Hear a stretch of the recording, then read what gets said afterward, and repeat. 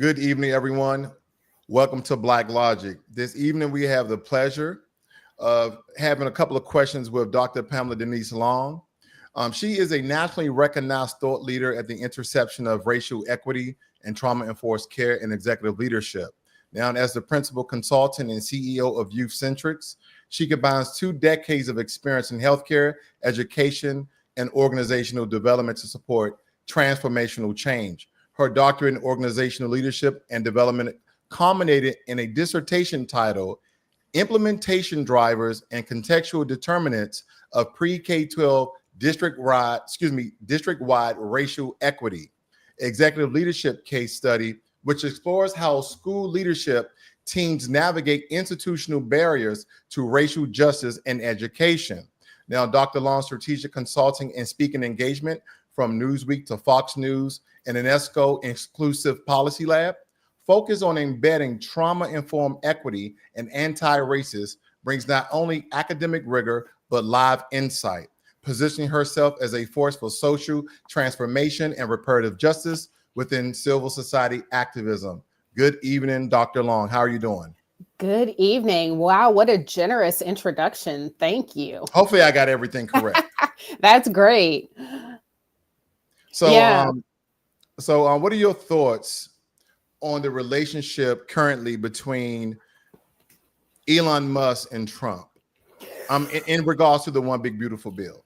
Yeah, so I'm glad we're able to have this conversation. I always enjoy having conversations with you. Oh man, so there are so many streams of thought out here, but you asked me for mine. So I don't necessarily think that this is some major chess move, like Elon and Trump are working together and he's creating the America Party in order to consciously, strengthen the Republican Party and the MAGA movement. I think watching Elon over time, I think he was very enthusiastically behind President Trump.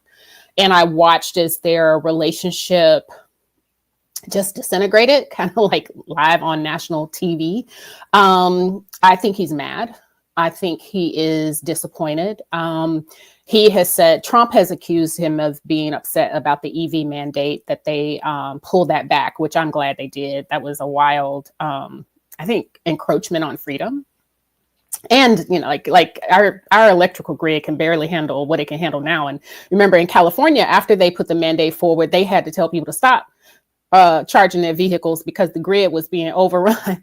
So yeah, every American having an EV would not work out well. So I think Elon's sincere in his upset that the Doge work hadn't been codified into law, into the Big Beautiful Bill. I think he was upset, just like Massey and Johnson and Rand Paul, that the Big Beautiful Bill is projected to increase the deficit, even though some people have, according to the CBO, that's what Congressional Budget Office, that's what they said. And others have said that projection by the Congressional Budget Office that it will increase deficits does not take into account the revenue generated from tariffs over time.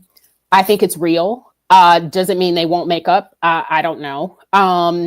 Is it possible that they'll find some other common cause? I think I think Trump genuinely cares about America. And I think Elon genuinely cares about efficiency, effectiveness, and government and his concept of America. I question, and let me know what you think, if Trump's concept of what's best for America is the same as Elon's concept of what's best for America. Absolutely not. I think everyone predicted that this relationship was soon end. Like it just people calling each other narcissistic or egomaniacs, or because again, when you look at the dynamics of their relationship, you have the richest man in the world and the most powerful man in the world who's also rich. So I think anyone could have predicted that this relationship was going to end in the manner that it's ending. But I do have a more targeted question for you. What do you think the fallout reveals about relationships between progressive tech oligarchs and populist conservative politics? Progressive tech oligarchs and popular conservative politics. Oh my goodness.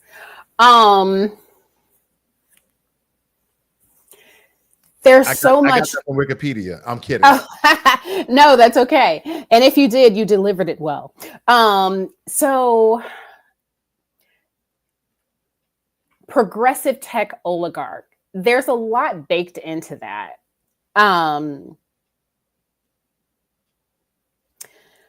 I think that there's an element of conservative politics that prioritizes the human, the person, the American, that some of what I'm seeing the progressive tech oligarchs pushing for that are just an inherent contradiction. That doesn't mean those tensions can't be resolved, but like, for example, with the America Party, one of Elon's expressed priorities, as I understand it, is advancing like military AI use and other things like that, and advancing AI in a way that I don't think the average American is actually ready to accept. And I don't think that certainly the base of conservatism and Republicans, I don't think is ready to accept. Like, I don't think you're going to see the average conservative with what's the name of Elon's robot? I do not know. Tesla One. I don't. Let's go with that, but that's not it. But let's go with that. Okay. I don't think you're going to see the average conservative having Elon's robot babysitting their daughter, their kid. Because you remember when the robot first came out, he was like, it will babysit your children and it'll cook for you and all this kind of stuff. And even with the America Party, I don't know if he posted this, but I saw someone post, and it's on brand, that the robot would be going door to door, door knocking with voters and connecting with voters, campaigning for the America Party. Like, I don't think the average conservative is ready for that. So, or the average American, but so I think there's some inherent contradictions. How do we resolve those contradictions? I do think that there's AI is well beyond even now. I think the public facing version of AI, because the government probably has an even more robust version of it, right? I think even the public facing version of AI is well beyond what we're ready to manage. And I think that we could very easily lose control over what it is able to do. Inherent contradictions. What are your thoughts on it?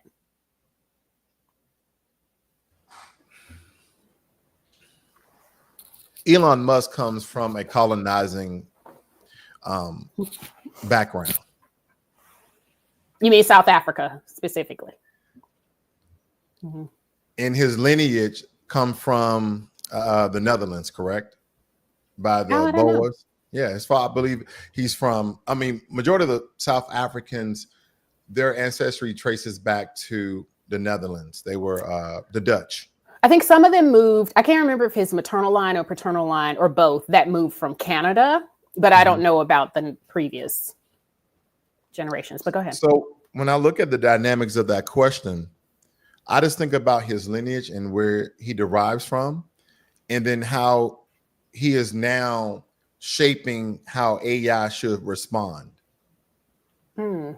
So he made a public statement that he wants Gronk AI to start to align with this. So I'm paraphrasing, but he stated that he wanted Gronk AI to respond in a manner in which he would respond.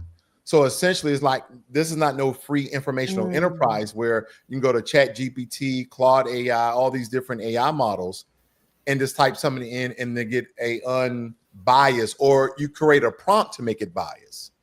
But in this regard, the system itself is already biased. So when I look at that question, I just look at the historical references from Elon Musk, his history, his lineage, what he's currently doing. So he's definitely an oligarch in some regards. How do we define oligarch? How would you define it?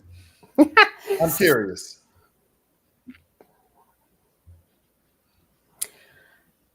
It's been a minute since I looked it up to see how it was operationally defined in the dictionary, but I think it is generally a class-rooted power structure, top-down power structure rooted in class dominance, I think. Let's look it up. Now I'm curious. Grab my pocket computer. Let me ask Grok. I believe, but words are transformative. So, I mean, the way I look at oligarchs is just corrupt opportunists who become billionaires and they want control. The end. You said period. That's the way I kind of look at it. All right. So here's what the Oxford Languages Dictionary says. Okay. An oligarch, a very rich business leader with a great deal of political influence, particularly with reference to individuals who benefited from the privatization of state-run industries after the collapse of the Soviet Union. So that's a sort of historically contextualized sort of definition. Correct. So I think our definitions combined equals that one to current day modernization. Yeah. Gotcha. So, I mean, when you look at it. So there's a business, rich business leader. So it is interesting that Elon and if not Tesla, but I think Tesla benefited from the EV mandate and the whole green big deal. Absolutely. And then the rocket, SpaceX with innovation regarding space travel and whatnot. And I would even say with what's the business called with the satellites that give satellite internet service? I know this one too.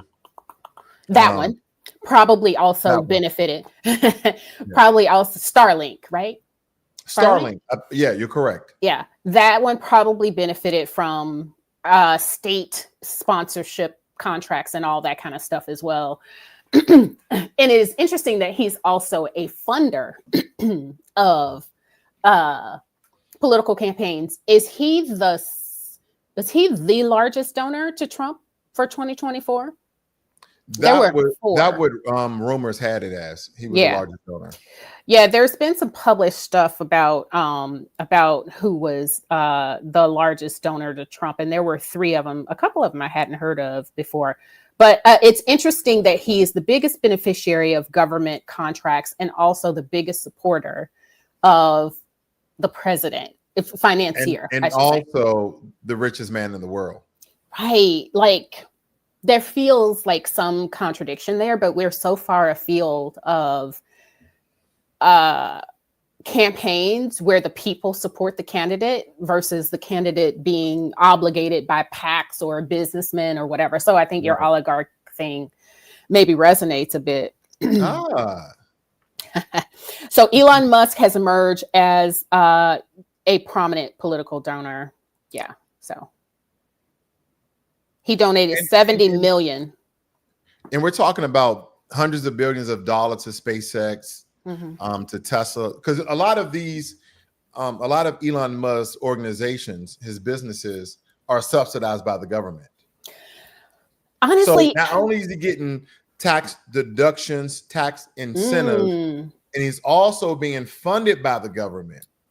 So I mean, literally, is an out-of-pocket cost. Now, granted, he created a great product, but Tesla. He's now, he's now, and he really didn't create Tesla. So let's not get into that. Right.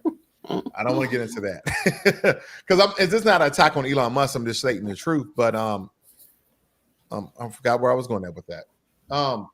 So you were saying state subsidies that he received. Yeah, he's been saying funny. Now he has monopolized the government, and President Trump has seen that. Now with the friendship, everything was buddy-buddy, but now, things are awry, and it seems as though the President Trump is looking at his total portfolio and how anchored he is within the government with these contracts, because he's threatened at least twice that I read publicly. President Trump threatened Elon Musk with voiding a lot of the government contracts, because we're talking about satellites, electric vehicles, solar roofs, the boring company that tunnels, that make tunnels. We're talking about a lot of, $100 billion businesses that the government actually funds. Yeah, for sure. Yeah. And look at the Tesla stock lately. Just with the power of the president's tongue, Tesla dropped 7%. Well, and it's because he came out with the America or American Party. Yeah, the America Party. So there are a few things at play. So I think so. Elon and Trump were together before they broke up last time. Then they got back together for this campaign, and now they've broken up again. Because I recall before Elon started funding Trump this time, Trump had gone on Truth Social, and he talked about, remember there was that picture of Elon standing next to him, and he'd say Elon came to him begging for money. And do you remember that? I do. That was before they reconciled for this 2024 campaign. So they've fallen out before, and they got back together for whatever reason. However, Donald Trump also said that he made it clear that he planned to repeal the EV mandate in the first place because he and many other conservatives aren't bought into the Green New Deal. They aren't bought into that it is man-made activity that is mostly contributing to global warming. And all of that is part of the EV mandate. Hey, Luis. Or Lewis. Yeah, so I don't know that it's, and Elon said that it is not the EV mandate that has him disenchanted. It is the Doge cuts weren't codified into law in order to save money. And it is that America, the next generations of Americans will be saddled with debt from the green, from the one triple B dealie. The one big beautiful bill. Yeah. What are your thoughts on the one big beautiful bill? So people have asked. You know what? Let's do the good, the bad, and the ugly. Oh goodness. So I have not read the entire 900,000 page document. There are certain aspects of it that I've looked at. Senator, you didn't read the bill, Senator? Is that what you're saying? I did not read the entire bill. There are a few breakdowns of it that I've listened to, particularly tax implications for farmers. The tax implications are significant. I believe in tax cuts. I would like to eliminate the income tax, and not just because I owe taxes, but also because we get taxed for everything. We get taxed for the money we earn. We get taxed for the purchases for living. We pay all kinds of fees for everything in terms of, maybe we need to pay those fees like for license plates and registration and all this kind of stuff. And then the costs of living are just so high. So I appreciate the no tax on tips, the no tax on Social Security. I don't know why we would be taxing Social Security from seniors in the first place. I would like to eliminate the income tax and maybe replace it with a consumption tax or replace it with a flat tax, and then that's it. Consumption tax. Can you? So it would be based on the things that you purchase. For me, I would prefer that there are some exclusions outright. These categories of things are not taxed. I don't think you should pay taxes on your rent. I mean, honestly, I think if you have to buy a car, I'm keen on you not having to pay taxes on an automobile. So, like food, shelter, clothing, transportation, are just medical supplies, those things to me are just like essentials for living amongst other things. So there would be specific categories of necessities that are excluded. And then there would be exemptions that under normal circumstances, you would pay taxes on these things that are usually taxed. But at certain times of life, you wouldn't. So I think for a while, maybe students who just graduated from high school and or college who are just entering their careers have a period with which they don't pay taxes on some typical items. I mean, there'd be things that we include in that. Maybe a car outside when you graduate from college because you need transportation to get to your career. Maybe the clothing you need to buy to get yourself started up. Maybe when you're starting a business, you don't pay taxes on the items you need for a home office, that kind of stuff. So a consumption tax with specific exclusions that people never pay taxes on because they're so essential to life. And then exemptions where under certain circumstances and times of life, you don't pay taxes on typically taxed items. I think that the more money, it's kind of like I think taxation in America and the way governments tax and spend, it's kind of like a woman with a big purse. The bigger that purse is, the more you're going to put in it, right? And so the more money we give them from taxation, the more they're going to find a way to spend it. Because also, when's the last time anybody really talked about having a balanced budget? I think that needs to be normalized in our U.S. Congress and in D.C. as well. So there's that. I do appreciate the work requirements for receiving Medicaid. I think Medicaid, should be something that anyone should have access to. Any citizen should have access to when they are in need. You can't work for a while for whatever reason, and you need that support while you're getting back on your feet. But it's not supposed to be something that becomes like how your way of life, and it certainly shouldn't be a generational thing. Right, where you got 3 generations of people who are receiving supplemental income or whatever, not related to disabilities. So I definitely support that. I do think, though, in order to make that real, we need to also have infrastructure that points people potentially toward jobs as well as skills development. In order to, if you ain't worked and you ain't seen nobody go to work and you just been living your life the way you want to live it, it might be a little difficult for you to enter into a work environment and manage your emotions and manage the feedback that you get in your stress responses to what the rest of us know just as life. I would say I certainly support, and I would have loved to see the cutting off the healthcare to illegal aliens. There's no way that many Americans have been driven into bankruptcy because they couldn't pay their medical bills. And so I know Biden made it so that your unpaid medical bills are no longer on your credit score, which I think is proper. But still, we're paying for illegal alien healthcare. Now, the case can be made that under certain circumstances, when we allow people into the country legally and they are indigent, first of all, that ain't supposed to happen. We're not supposed to have public charges being allowed into the United States. So if you're allowed into the United States and you can't pay your own bills, then we've already violated our own immigration laws by allowing a broke person in here in the first place. But there is something to be said that when we allow a refugee in here or an asylum seeker in here, that it behooves us from a public health perspective to check out their immunizations to see if they have any active communicable diseases, like tuberculosis is very prevalent in some areas. Children that are going to be going to our schools, because the Supreme Court in its infinite stupidity said that we're obligated to educate illegal alien children. We want to make sure they don't have measles, that they've had a measles vaccine, for example, and some of the other stuff that would otherwise endanger all of our children by exposing our population to it. But maintaining their healthcare on an ongoing basis, that's a big nope. Let's see, there are some elements in the big, beautiful bill about farming that I can appreciate. Even though there's been some pushback among my future constituents about before you move to the next segment, yes. I do have to ask you one thing, because you was going in depth about taxes. Yeah. Now, I thought about this in depth for a long time, and I believe it's feasible. What about one tax? One tax being one federal tax, and you don't tell me what you mean.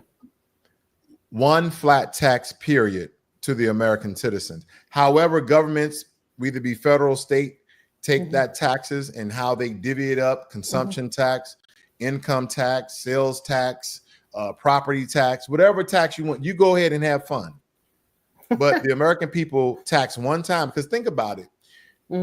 Your employer gets taxed. When you get paid, you get taxed. When you purchase something, you get taxed. You know how it goes on and on and on and on and on. You get taxed for everything. So you don't get, double or triple or quadruple tax. You're just taxed, period. So what about just one tax? I've never heard anyone say, you know what, one tax, that's it.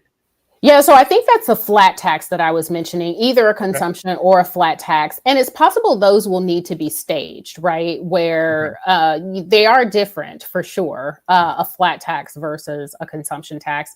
We'd have to that doesn't mean it can't be done or shouldn't be done, but we'd have to rework how we think about government funding and whatnot in order to implement a flat tax. And then the states and government and as well as local, would have to figure out what's the best structure for that. Because, you know, your local government in terms of your schools and all that kind of stuff, especially with Trump wanting to shift to the states' rights emphasis on education and just about every other, most of the infrastructure, social infrastructure anyway, in the federal government. So that's something that would have to be looked at. I support giving far less of our hard-earned bucks to, especially on an individual basis, to the federal government through taxation. I do know that many very wealthy people skip out on paying taxes because they don't actually take an income. They take out loans and then they write off the interest on those loans. So what would happen with a flat tax is everybody would owe, I don't know, 7 cents, 10 cents if it's a 10% tax on every dollar, no matter, there's no getting away from it. That would be a lot of restructuring. And I haven't worked all that out. And apparently our government hasn't either, about what that would look like from the various levels of government and what we would need to sustain the basics as well as our defense, right? Through revenue. Well, you was going to mention about farming. You was going to go farming. I'm curious. Yeah, so I come from a farm family. I mean, we grew up in Mississippi. So yeah, so there's that. And then we have a large family farm here in the Illinois area, 175 years this year in the family. We sold it 3 years ago. There were some elements in the bill that allowed farmers to increase their base rates for the crops that they get. My pops talks about this and he has to draw me diagrams and all the thing of it. But anyway, part of that is related to crop insurance and how sometimes we pay farmers not to farm. And then sometimes if they're enrolled in the program and they're farming a particular crop that's active, you know, is being covered in the moment by the program, if they have some losses, you know, it's too dry, it floods or whatever, they're able to claim some of that stuff and get reimbursed for it, just because, you know, farming can be very volatile without any kind of government intervention. However, I have had some of my constituents here and future constituents here in Illinois say that they want to do away with the crop loss insurance because they feel that, and I'd have to submit this to, you know, bigger brains than me that are in government that can look at all this kind of stuff, Congressional Budget Office, GAO, and all that.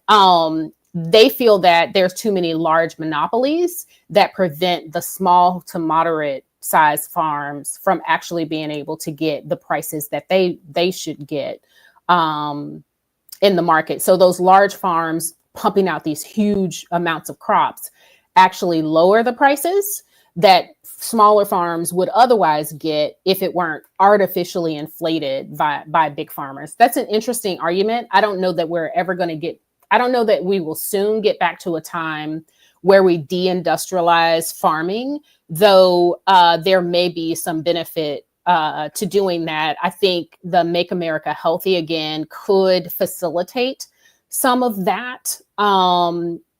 First of all, I think we waste a lot of food. So a lot of what we are producing, we don't even eat. It gets thrown away. And, you know, for the most part, they don't give that food to homeless or needy people for free. It's just thrown out. Because that's a liability I heard given. Yeah. So, I mean, that prevents us helping those people in need. But I was going to go into immigration, but I'm not.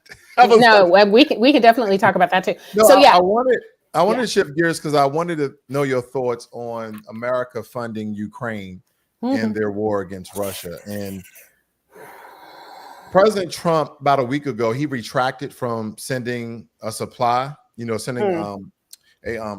to reinforce, you know, their stockpiles of missiles and, you know, ammunition, etc. But now he's going to allow the shipment to go through with 10 Patriot missiles, some interceptors, and some other military equipment. But what's your total take on America's relationship between Ukraine, and how long do you think that we can continue to fund financially and to equip militarily in support of Ukraine in their fight against Russia?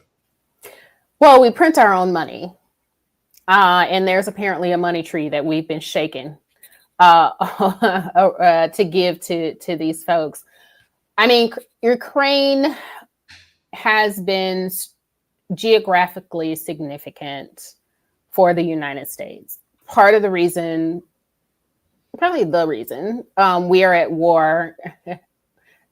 Part of the reason there's a proxy war happening between Ukraine and Russia right now is because we've been over there for a really long time trying to get NATO at the doorsteps of the former USSR, even though part of the dismantling of the USSR, when you remember Mikhail Gorbachev and all that stuff, our promise to them is that we would not bring NATO, which is basically the North Atlantic military force. We wouldn't bring it into, at the doorstep of Russia. That's exactly what we've been trying to do through Ukraine.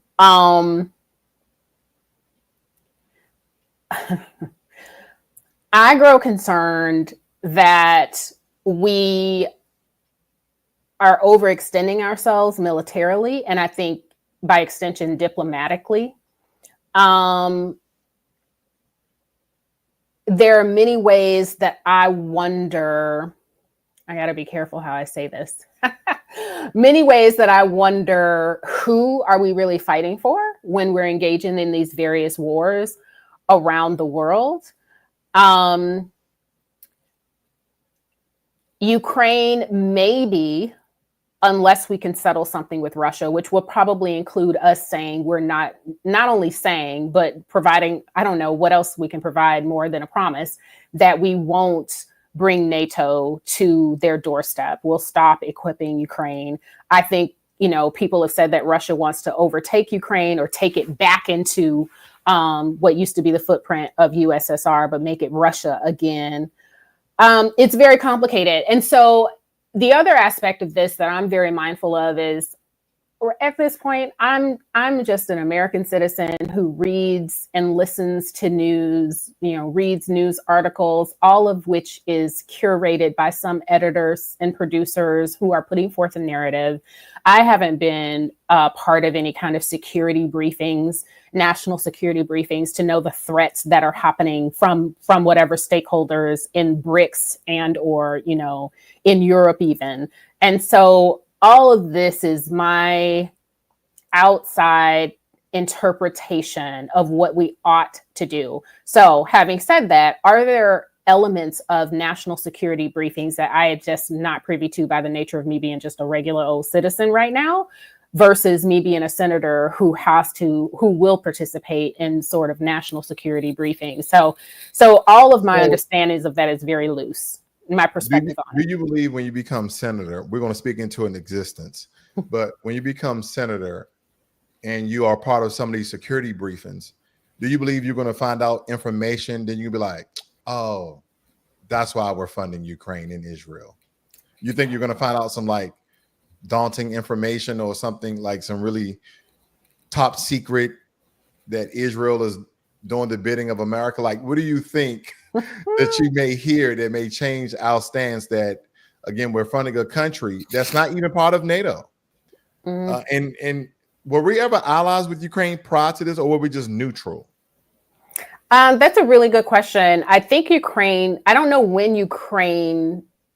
that part of the world came out of the USSR exactly, but I don't know what they were before that, but so I don't know what they were before they came out. Were part of the USSR is how I will answer that. I'm not sure what they were. Well, Ukraine was monumental in forming the USSR with all those Belarus, Poland, all those other countries. And what's funny about that, they were one of the founding fathers, and they allowed a Russian like Gorbachev to be in charge of it.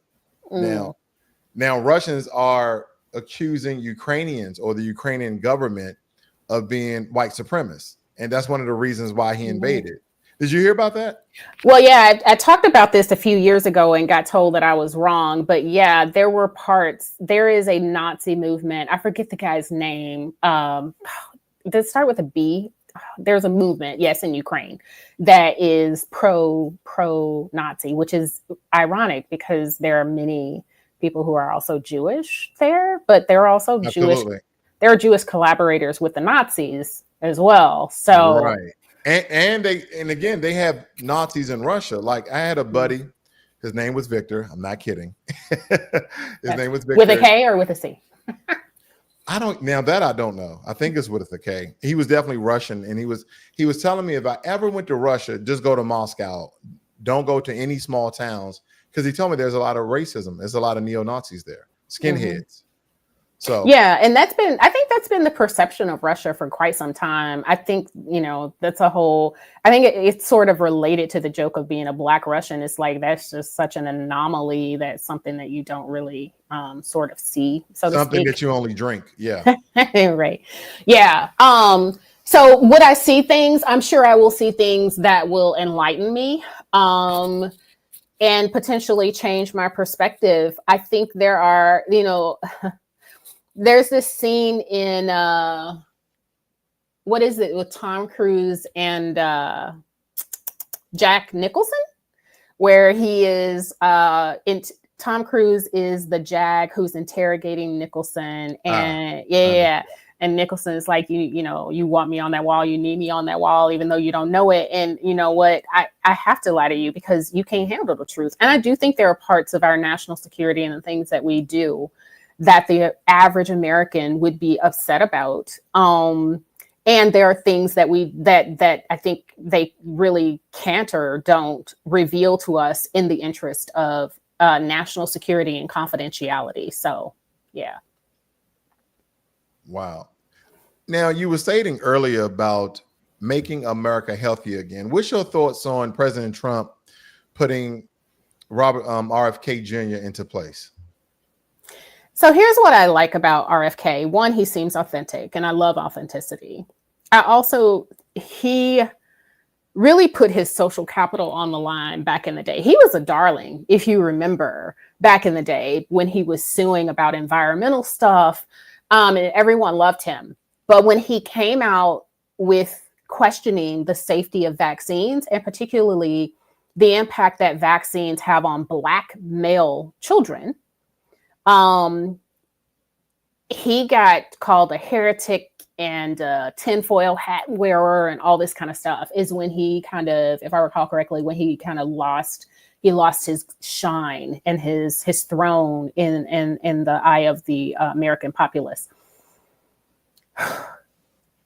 The vaccine industry, the medical industry, the R&D, research and development for medicines, it's a major economic player. Also dependent on government in a way, because of the way that the FDA approves this stuff is really weird and unreliable. Or I should say it's not consistent with a full vetting, because you can change an element of a previously approved drug and or physical device, and then the new iteration gets approved, and it just keeps adding on and adding on. It's like, yeah, this weird pile-on thing. But I like it because he shakes things up, because he asks questions that I think should have been posed in the first place. Do I agree with everything he says? Not necessarily. Some things I want to see more data about. He is certainly, even though he's a Kennedy, this feels weird to say because he's a Kennedy, he's sort of a political outsider in a way. And that means that he doesn't have any friends that he's afraid to say no to. That really does matter. If your buddies that you golf with and you've been going to their, backyard parties and sending them and their wife, happy anniversary greetings and all that kind of stuff. It matters if you're so locked into the system that you're supposed to be supervising, supposed to be regulating, if the people you're regulating are your friends. Most people don't want to lose their friends. And so they're not going to do what needs to be done when their friends are a danger to the American public. So I like it. I am hoping that the lawsuits that he is facing, including the pediatricians who are currently, I think, suing him about taking the COVID vaccine off of the pediatric schedule. I hope all that works out in terms of the data being shown about if there is a correlation between any of the vaccines and any kind of untoward, poor health outcomes. And if there's a way to prevent that, to me, that's the whole purpose. I like them in place. I just think that just the attempt to take out some of the contamination, the chemicals, additives, dyes, seed oils, all of these things that are inherently, bad. Because if you go through a sort of spat through your life where you're getting healthy, you start to, read a lot of journals and look at a lot of video clips, and you try to become more informed about your health. And I've learned quite a bit. And some of the things he's talking about, I definitely agree with. I mean, growing up, we used to use lard and vegetable oil to cook in, and come to find out, vegetable oil, seed oils, all those things are harmful. Like, they just degrade, and these are some of the cancer causing substances that we're taking, and they give alternative forms. I'm not trying to promote anything, but I do agree with a lot. But to your point, I don't agree with absolute everything. Yeah. But I think he's probably the best in that position I've seen since I could remember. So, I mean, since, I could be to a point where I like, what? He's for the American people. Yeah. And I think he's pulling back curtains and pulling up rugs that no one has ever really done before. I do want to see more of the data, but then if it hadn't been questioned, this wouldn't even be a topic of conversation. We wouldn't be seeing the data anyway. We would just assume. And I would say, I like that he is having people having industry and product makers prove the impacts of what they're having us consume, like removing fake dyes and stuff like that. There are products that we consume in the United States that our American companies make that they won't sell in foreign countries because those countries have, banned those particular ingredients. Like, why are we putting, what is it, some kind of detergent or something in bread? Like, why? So I like that he's shaking that up. I think it's super important. We're so unhealthy. Many of us are obese. Many of us have metabolic disorders. They put sugar in everything in its various forms. And why? They knew that eggs weren't is a problem like they were saying. And so there needs to be some accountability and correction for that. And I'm glad he's there to shake that up. Absolutely. Israel and Hamas. The conflict between Israel, Hamas, Gaza, Palestine, Iran, Houthis. I mean, you name it. Israel is a part of it. Now, what is your take on the unwarranted? I mean, just Israel can do no wrong in the eyes of the American government.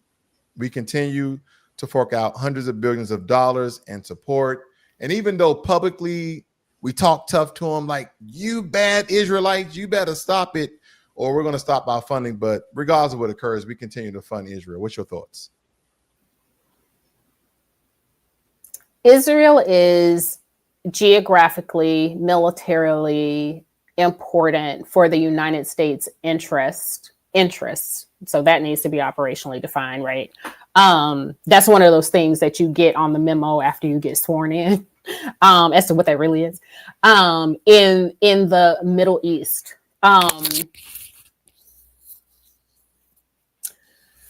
Israel formed in 1948, so it's not even 100 years in that territory, right? As a country, a modern country. Some of what I've seen, there needs to be some disambiguation also, right? We need to pull apart the difference between the Palestinian people and Hamas and the other organizations that are engaged in guerrilla warfare with the state of Israel. Some of whom are engaged in that warfare because they feel they are defending the displacement of the Palestinian people, the people who were there before we planted Israel in that territory. We need to pull those apart. This is, how do we, if we were to say that Israel does not have a right, if we were to say that Israel doesn't have a right to be there, then at what point do we go back in history and decolonize and send people somewhere else? So 1776 for the United States. If we say that Israel can't be there, then do we decolonize the United States and send people back somewhere, to their countries of origin? Like, at what point do we do that? And if we say that it does have a right to be there and that there needs to be a two-state solution, what does that look like? And is that acceptable to both Israel and Palestine? May I chime in? Please. Now, there's a reason why a lot of people publicly call Israel Zionist.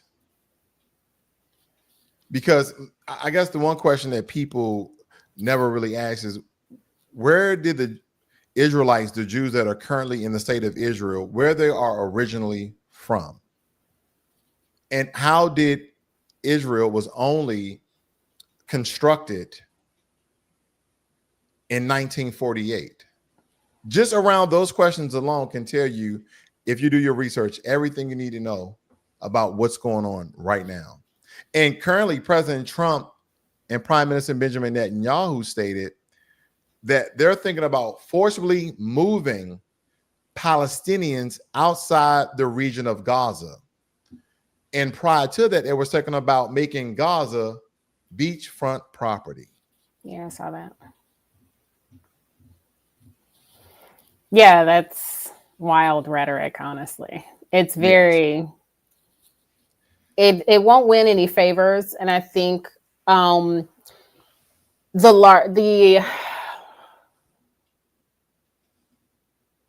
hubris, perhaps, is the word, of saying that you can or should or will just uproot other people from their homes is a lot for the average person. I would think the average person to accept as being reasonable, or turning it into beachfront property. That's kind of wild rhetoric. I think it turns people off. I think it's one of the reasons you see a pushback against the idea that, you can choose to do what you want to do. For some reason, you feel like you're entitled to do it. Is a large reason I think some of the state of Israel is receiving the pushback that it is getting. They have a importance from a military strategic standpoint, correct? Yep. And I guess I only ask because then what relationship we have with Jordan? What's the relationship we have with Saudi Arabia? Because we do business with them. We're neutral allies. I don't know if that's a thing. We can come up with that term. We can define it. But we have these special interests and investment in a lot of these Middle Eastern countries. But yet, what resources do we get from Israel again? And I'm not trying to play stump the chump. I'm not. I just like to ask these questions because, again, maybe somebody other than my circle knows the answer to these. Because now, if it's from a spiritual standpoint, the reason why we continue to support Israel, then I get it. It's territory. We're on the literal opposite side of the globe from everything in the Eastern Hemisphere. Israel is essentially a satellite for the United States. Therefore, it has to be, I'm speaking from a strategic perspective with U.S. interests in mind, it has to be fully equipped militarily. We have to be responsive to maintaining it because it's our baby, as well as the baby of other European countries. Because let's remember, should Israel become a territory of the United States? I don't think so. If officially, I think that sets up a whole nother set of vulnerabilities for the United States if we were to do that. And it's kind of, everybody knows it's a proxy territory, but it's given some independence. One, because I think it affords us plausible deniability for what it does, because it's not the United States doing it. That's very true. Yeah.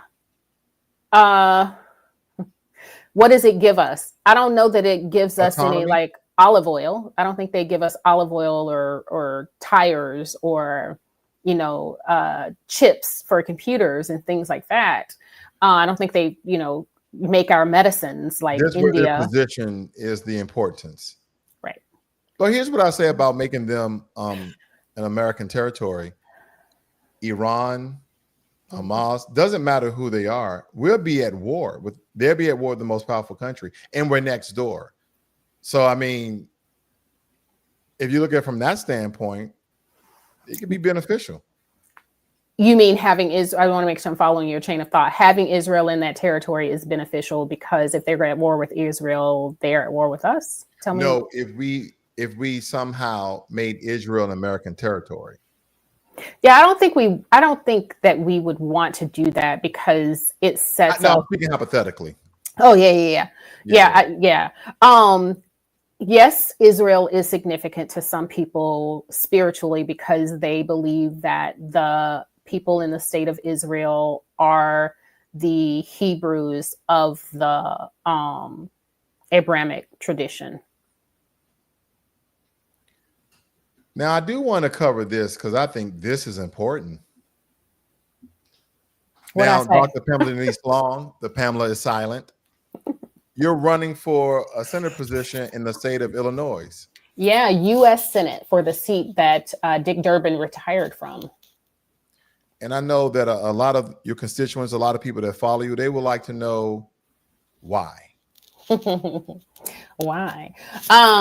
Why am I doing this? For people who have followed me for some time, you know that I've been involved with talking about politics, political analysis, talking about policies and leadership even, and also talking about the Black American space, place, and power influence in our political system, talking about what it means to be a representative republic, specifically talking about that from the radical Republican perspective. So those people who codified the Reconstruction social contract into our Constitution and into law in the United States. I've been involved and behind the scenes in many ways with political stuff, immigration, dismantling DEI in academia, activating Black Americans and amplifying our voice when it comes to a reinvestment in our founding population, reparation. And people have asked me to run over the years. It was never the right time for that. I think with, just life changes, I'm an empty nester for the most part. I have finished up a lot of my work and studies. And I joked with a friend in DC that when Dick Durbin retired, okay, I'll consider it. And of course he did retire.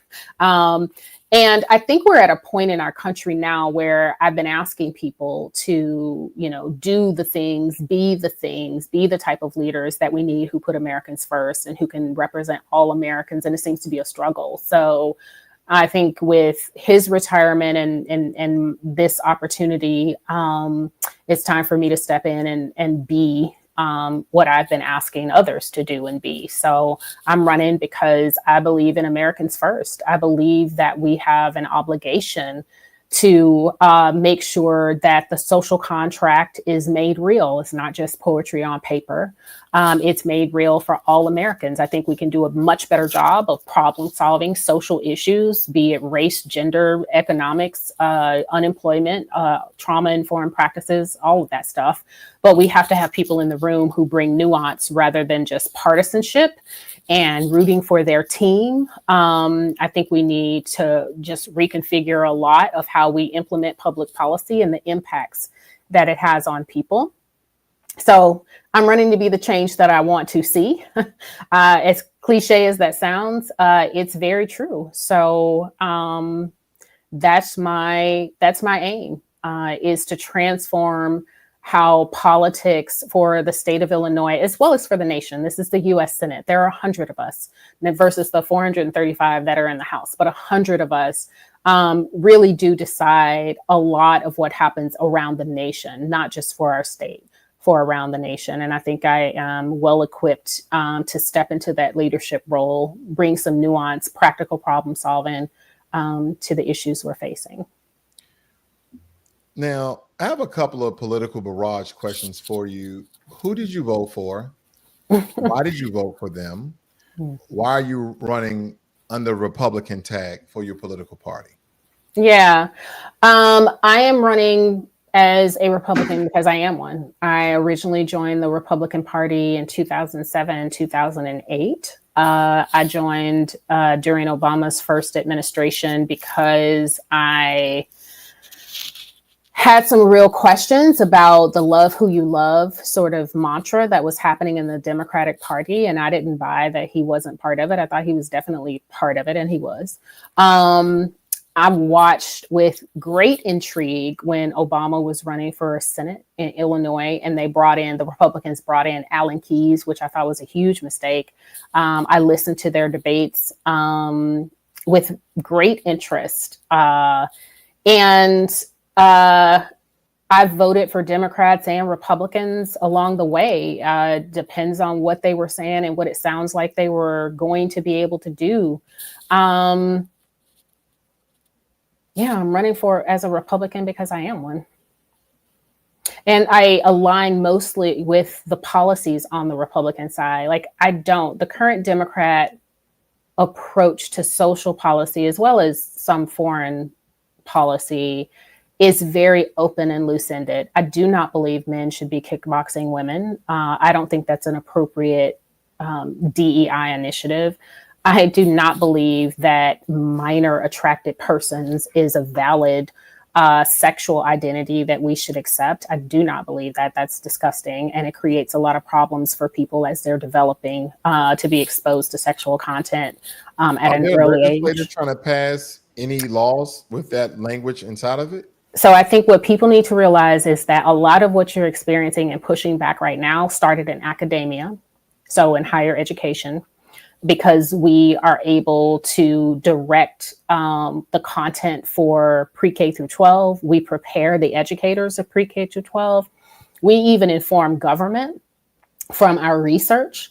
And so academia is at the root of a lot of the liberal nonsense that we're seeing right now.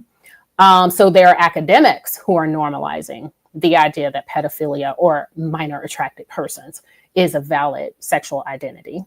You will eventually hear some elected officials somewhere, be they at the local or state or national level, either validating that claim and or validating an organization or funding an organization that makes that claim, because that's often how that stuff trickles up from these little centers of craziness to become, national craziness. So I don't believe in a lot of what Democrats are doing currently. Therefore, I am a Republican and running as a Republican. And I'm asking the Republican Party to remember who we are, to remember our history and reinvigorate our historically significant relationship with Black Americans, but also our ability to problem solve significant social issues in a way that, where we're applying conservative principles to that to foment self-sufficiency, limited government without creating dependency, which seems to be the liberal sort of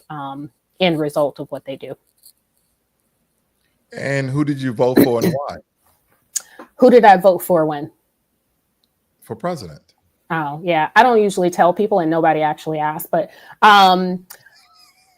yeah, I don't, because it's nobody's business. Yeah, I'm going to tell you it's not your business who I voted for. I'm just curious. I'm just curious. No, I know you are. And it's nobody's business who I voted for. I will say I let people know months ago that I was deeply concerned with Kamala Harris's positions. I was deeply concerned with Donald Trump's positions. I was concerned with Project 2025 and how it overlooked the issues that Black Americans face in the interest of normalizing what they call anti-white racism, saying that there needs to be a whole of government approach to that. So I wasn't very confident that either of them were going to have the best interest of Black Americans at heart, nor did I see a sort of temperament that suggested to me that either of them would be balanced in their approaches. So. This may be one or two more questions for you. Tell us about Youthcentrix, about the organization that you're the CEO of. Yeah. So that's my personal Twitter profile Your that's personal there. Twitter? Hmm. Because I did want to go over this, but I think this is for another interview. Some of the Okay. things that you're running on with your Oh, Senate okay. position. I have been studying and working to implement principles of trauma-informed care, and to do it in a way that is humanizing but doesn't create dependency. So basically, trauma-informed care comes out of a body of science that was completed in the 1990s, the late 1990s, that showed that there were about 10 adverse childhood experiences that a person can go through between birth and 18 that are significantly correlated to poor life outcomes. So there were like 5 types of neglect, 3 types of abuse, or 5 family dynamics, 3 types of abuse, and 2 types of neglect that are highly correlated with heart disease. So the more adverse childhood experiences you have between birth and 18, the more at risk you are. It doesn't mean it's going to happen, but the more at risk you are to experience negative life outcomes. Everything that you can imagine, from metabolic disease to sexually transmitted diseases due to promiscuity, self-medicating, and drug dependency, and all of that kind of stuff. Even like like the likelihood that you'll be late to your job and get fired and all that kind of stuff. So part of what I do is related to working with organizations to implement trauma-informed practices. The other part of the work that I do is strategic planning and implementation design. My dissertation was about implementation science, and I was doing some work in that arena before. I also sometimes work directly with youth, particularly those who have mental health concerns. So oppositional defiant disorder. I love working with kids with AU as well, that kind of thing. So my Youthcentrix is really a culmination or combination of my various, credentials and the things that have been important to me. So the clinical side as an occupational therapist, the organizational learning and change, and org development between my master's in ed psych and my doctorate in org leadership and development. It was something that I read that was very intriguing, because you were stating how part of what you're trying to do is to extract racism from structural law, something on those regards. You were trying to eradicate racism that, I guess, in some regards, this reside in U.S. law or U.S. code or legislation. I read something on the lines of that. Is that accurate? I'm not quite sure. I'm not quite sure what you're referring to. I would say that we in the United States already have, by my assessment, the laws that we need in order to ensure that racism is punished when it happens, and it is addressed, which I think is mostly what Black Americans have been asking for. I don't think we need, for example, an anti-Black hate crime piece of legislation. I think we have the civil rights laws as well as the 1860s civil rights laws. What we need is full implementation and enforcement of those laws. Like the idea that I have to prove you intended to deprive me of my civil rights in order for there to be a civil rights violation, I think is a heavy burden for the victim of hardship to actually have to jump hoops through. I also think that if there are folks who are abusing their power, say in the criminal justice system, people who are torturing the accused in order to get confessions from them, people who are derailing innocent people or, driving innocent people into confessions because they're telling them, well, you're going to get 20 years if you don't sign this paper. So you just need to sign this paper. Like, I think that's a miscarriage of justice, and those things shouldn't stand. And the people who are abusing their power, I think need to be decertified or decommissioned from their posts. Because at this point, it's 2025. We should not be at this age. Well, we'll be 250 years old next year.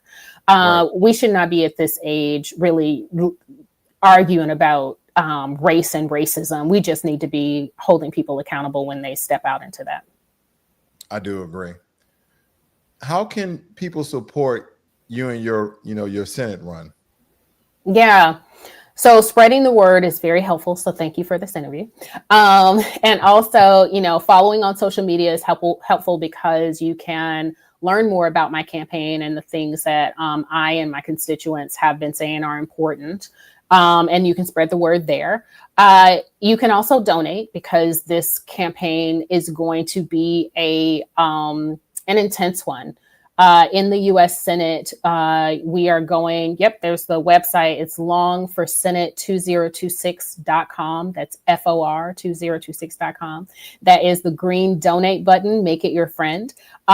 You can donate. Any amount is helpful, but the most you can donate, let's be real, is the most helpful. If you can donate $50 to $25 once, that's great. If you can donate $50 to $25 every month, that's even better. If you can max out your donation, which is $3,500, that's even better. So donating is helpful. This campaign will be against J.B. Pritzker, and J.B. Pritzker, of course, is the governor of Illinois. And his lieutenant governor is running for the U.S. Senate. There is a couple of other Congress people, current U.S. House representatives from Northern Illinois, who are running for U.S. Senate as well. So Pritzker is going to. I mean, we can make the race a little shorter. Oh yeah, we won't be doing that, sir. We're not trying to go to jail over here. But yeah, so I'm ready to duke it out on the stage because there are things that Democrats need to be held accountable for and need to answer for in terms of what they've done to our state, as well as what they've done to our country with their confusion about who and what is a woman, as well as their commitment to mass immigration. Have you met the mayor of Chicago? I have never met Brandon in person. Okay. Nope. Yeah. They had hoped he would have resonate at the national level, is what folks in Chicago were telling me about him, but that is clearly not going to happen. His future, in my opinion, is destroyed. Yeah, he might have some place in the Democratic Party, but I think that even that might be questionable. He might get some kind of show on MSNBC or something. Yeah, it could probably be an alderman somewhere. Yeah. I'm hoping that there are Republican or independent folks who are running to primary people who have not stood on business to represent the interest of the people in the city that had elected them. And it's time for people to stop, sitting around, basically to stop just complaining. It's really time for us to be the voices that we've been asking others to be. So that is why I'm running in this race. And I'm definitely doing all that I can to spread the word. Name recognition is the name of the game, so people know that I'm on the ballot. And I've had a really warm reception everywhere that I've gone in the state with all the people that I've talked to in the state. I think people are ready for change. They have to basically show up to the polls and vote for it. Definitely. Yeah. Wow. Thank you so much for joining me here this evening, Dr. Pamela Denise Long. I do appreciate every time we meet up and have these insightful interviews. One last question: for or against reparations? Oh, now see, I know you ain't getting ready to end this conversation on that. Okay, so we get ready to go No, it's just a simple for or against. That's what I say, for or against reparation. If you want to go in depth, go ahead. But if not, you can just give me your short answer. I am for reparations for the survivors of Jim Crow and slavery. It's an unbroken chain of harm for our families. I'm 7th generation American. My mother grew up drinking from a colored water fountain in a segregated Mississippi. So to say it was 400 years ago is insane. Reparations is not just for slavery. It's for that 347 years, including Jim Crow, which just ended really in 1970. I was born in 1973. So my children are the first generation really to not have, any law that was obligating them to second class citizenship. The way that I frame up reparations is that it is a reinvestment in the historically Black population, the founding Black population. It is redistributing, at least one of the proposals is to redistribute 50% of minority spending that we give to men who want to be women, we give to people who are gay or bisexual, we give to people who just flew over here and can claim to be a minority. So to redirect 50% of that already minority spending, which is $8.2 billion per year, to redirect that toward the founding Black population. And by the calculations that I've looked at, and I've asked an economist to overlook this as well, we could save $24 trillion in 50 years and pull 90% of the Black population out of poverty in 40 years if we strategically invest. And I would advise that investment be through the Freedmen's Bureau, which, as I've conceptualized it, would be dedicated to making sure there's an efficient and effective distribution and investment of those funds and programs, as well as annuities and the like, so that there's generational wealth that's built rather than just being spent and consumed off the top. Absolutely. And to answer your question, lineage-based and yes, cash. Oh, Thank you guys for joining me here on BlackLogic. Thank you, Doctor. I appreciate your time every time. You guys have a great and wonderful night.